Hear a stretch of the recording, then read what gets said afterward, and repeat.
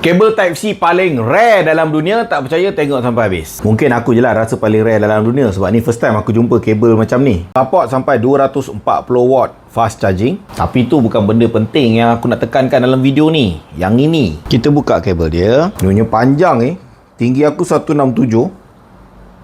Dan nak sama tinggi siut. Dua-dua penghujung dia. Penghujung yang satu ni kita boleh tarik.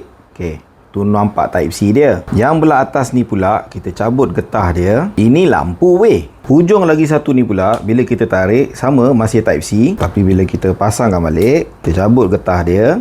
Dia ada lighter.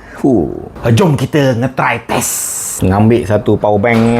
Kak, yang bahagian lighter tu, kita masukkan kepada power bank. Sekadar nak guna lampu dia, tekan je sekali. Ada babe. 2, 3, kira okey lah buat lampu backup kan. Kalau kita pakai je getah tu, dia jadilah diffuser. Dan bila kita matikan, glow in the dark. Buka yang bahagian lampu, masukkan Type-C. Yang bahagian lighter dia ni, kita cabut diffuser kit.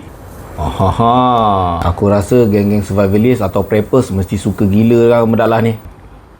Aku hidupkan. Pendapat korang macam mana? Letakkan dekat komen.